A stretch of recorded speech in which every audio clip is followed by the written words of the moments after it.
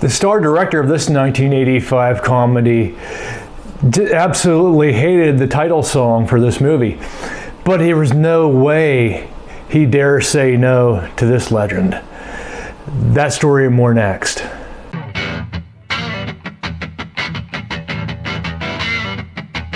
Hi everyone, welcome to Retro Flicks. This is your channel for TV and movie retrospectives. Today we're going to look at, I think, one of the most underrated movies of the 1980s, comedy movies even more specifically. The critics lambasted it for the most part back at the time, but I think it was such a funny movie, and maybe it just growing up at that time and in my age, maybe if I was older, maybe I would think differently. I don't know, but I think it was a great movie starring a couple Saturday Night Live past performers that were incredibly up and coming at the time, would become legends.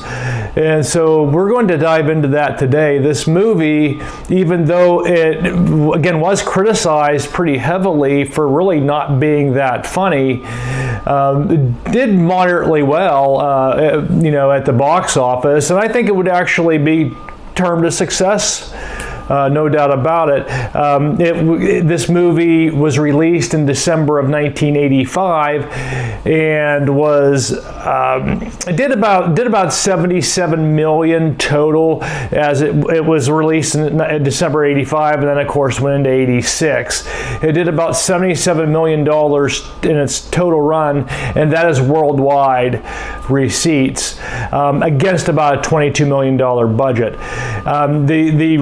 The gate receipts it took in '85, just in a few weeks that it was out in '85, placed it about 20th. For that year. In '86, it would placed about 40th. But if you look at the profit for the movie, it would basically be pretty successful for the most part. Again, though, it was certainly not a critically acclaimed movie. Anyway, let's go on to it. This movie we're looking at, again, it was released right at the end of '85. We're going to look at that as obviously a 1985 release movie, and the movie we're looking at today is Spies Like Us.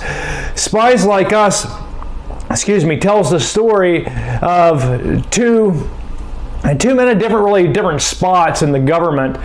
One is a man named Austin Milbarge. Austin Milbarge is a code breaker, very intelligent, but he has basically been relegated to the bowels of the Pentagon, and he just works down in like this dark basement, breaking codes. And he really wants to get out of there and become a secret agent. So to be a secret agent, you have to take the Foreign Service test, and you have to study for it. Unfortunately, Milbarge's supervisor comes and tells him a day before the test, oops, I just got this in the mail. The Foreign Service test is tomorrow. And Milbarge's like, I can't take that. I don't have time to study it. He was like, what? But that's because the supervisor doesn't want him to move on and be promoted. He was really vindictive and wanted to keep him in this dark room in the Pentagon. The other man, and they're going to cross paths when they take this test. The other man is Emmett Fitzhume.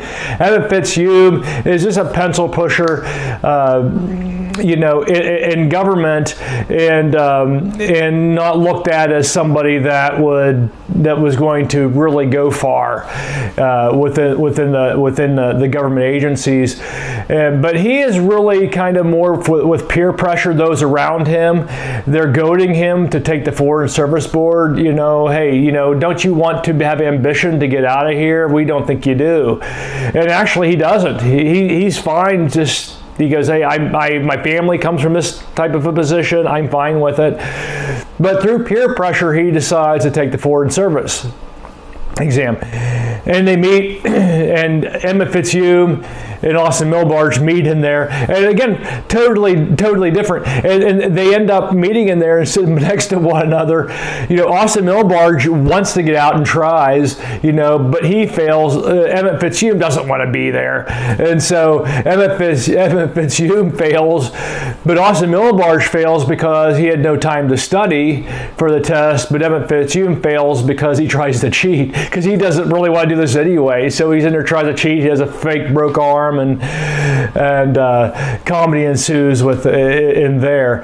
But anyway, the defense agency, intelligence agency, sees the tape because the proctor puts on a videotape to catch it on CCTV. They have CCTV at the time. And they see what they're doing during the test, and they're like, we got to use those as decoys for our next mission. They're going to have a mission in the Soviet Union. They said, we're going to use them as expendable decoys so we can take the heat off the actual people that are going to take over the mission in the Soviet Union. You know, meaning we're going to try to get all eyes on them, and if they get killed, that's fine. They're expendable. These two, you know. So they would be good at that, you know, and they don't have to worry about if they get killed, and we'll let the real team be able to do the job. And so again, you know, and obviously they end up finding out at some point, you know, what's going on here. Again, I'm not going to go any further. Don't want to ruin it, but you know, comedy, you know, again ensues from that as well too, as they're trying to go through, and they you know, obviously up to a certain point, they think they really are wanted and doing these secret missions and made it to where they really want to go, particularly Austin Milbarge, for instance. But you know, Emmett Fitzhugh also is there too with his annex, but you know, it makes for an interesting piece, you know. And again, you know, you're looking at mid 80s, you know, where we're kind of in that heightened Cold War, you know, so it's you know, it brings that into a comedy. The director is John Landis, and John Landis, we've had a couple of him already. We had him with Animal House, and we had him with American Werewolf in London, which we just did a few weeks back. He'd be the director, and of course, Austin Milbarge will be played by Dan Aykroyd. Emmett Fitzhugh will be played by Chevy Chase.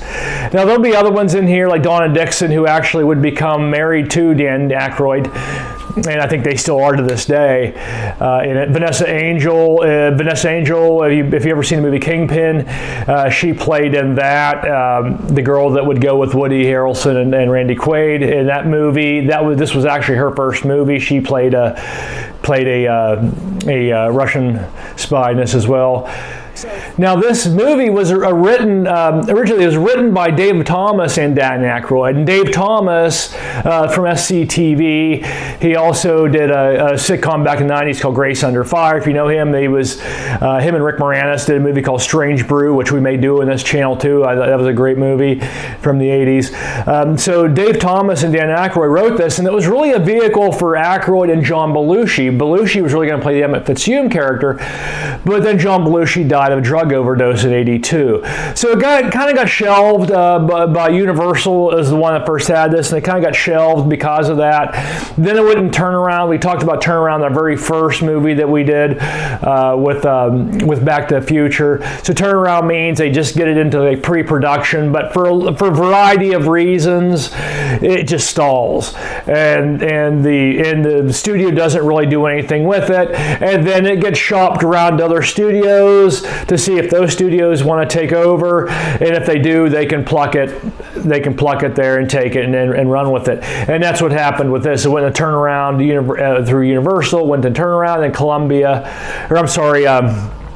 not Columbia, Warner Brothers took it, and then since Belushi had passed away, they decided to go with it. And this time here, obviously, Chevy Chase was really put on an A-list there as far as comedy goes, so they enlisted Chevy Chase to play the Emmett Fitzhugh character with Dan Aykroyd.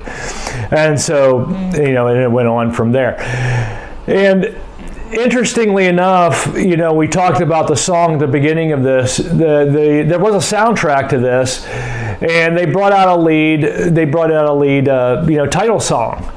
They did it for a lot of the movies, you know, especially back in the 80s and even the 90s and so forth. But you know that they would write specifically for the movie, so this song was called Spies Like Us, the title track, and they got Paul McCartney to do it, of the Beatles. And so he wrote and performed this. There's actually even a video. If you remember back in MTV, there's a video about it. As a matter of fact, you know, I'll try to link it up here. There was actually a video on it with Chevy Chase and Dan Aykroyd in there, like they were playing, although they weren't. But so it actually ended up being a top 10 hit. It went to 7 in the U.S. charts. Actually went to 13 in the U.K. So it did really well. But what was interesting, we alluded to it in our opening, was Landis hated this song. And Landis was a star director even at this point.